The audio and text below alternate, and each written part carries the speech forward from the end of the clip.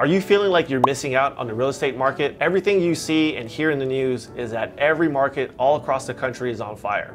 You probably have some FOMO, feeling that you missed out on this opportunity to capitalize on the market. The problem is you probably have some people in your ear telling you it's not the right time to buy, the market's gonna crash, you should wait. But I wanna introduce you to my friend Steve. Steve was a guy that was in your shoes not too long ago, undecided on whether or not to purchase a house, but he had a family member that pushed him to purchase.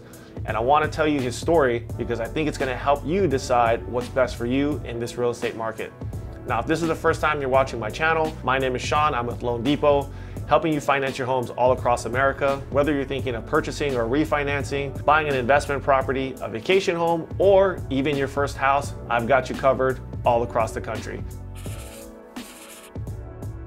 Now, let's hop into the story with Steve. Steve was fresh out of college back in 2010.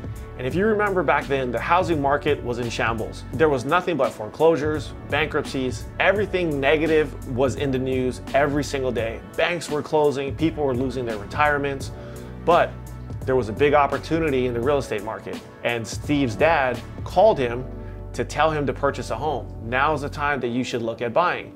Steve didn't want to do it. His mom actually didn't want him to buy either, but his dad kept pushing him. Eventually, he ended up purchasing a home for about $175,000, and now he had his first house, which he actually had some of his roommates come and live with him.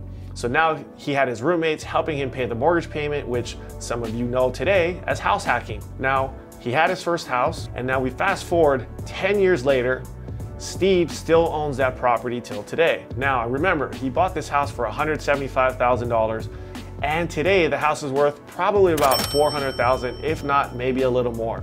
So imagine that, 10 years ago, you bought a house and you've got over $200,000 worth of equity in your property. Now, I want you to think about the question. Do you think Steve feels that he missed out on the market?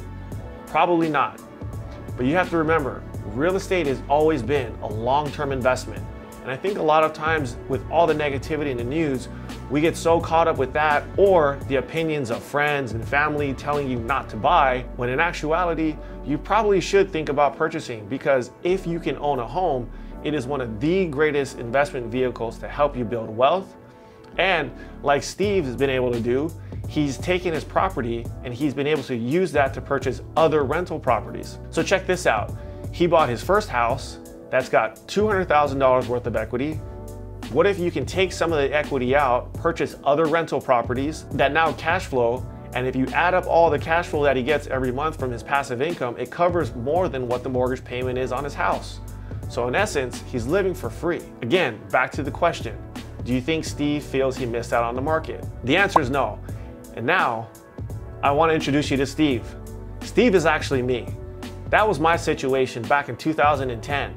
I was fresh out of college, living with my buddies, and my dad was in my ear telling me, you gotta buy a house, you gotta buy a house.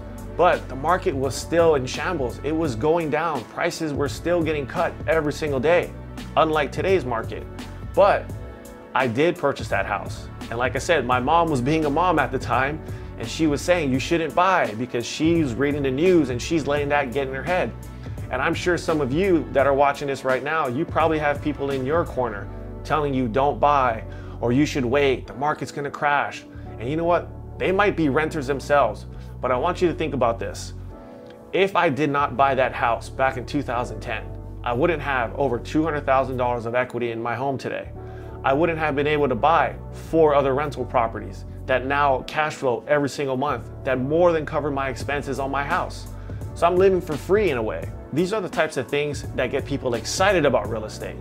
But you have to remember and rewind the tape 10 years ago. You have to buy that first house. This is the conversation that I have with a lot of you.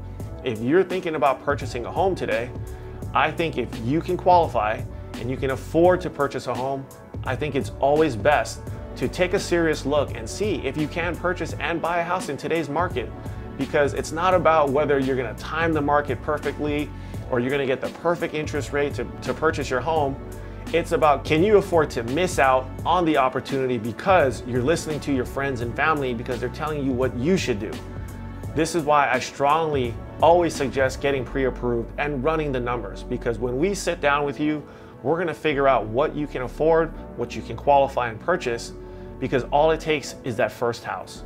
Once you get in that first home, you start to build that equity. It's gonna give you so much flexibility in the future to be able to sell, have a move-up home, or utilize the equity like Steve did, or myself, and go and buy more rental properties. And that's what it's all about. So let's go back to the initial question.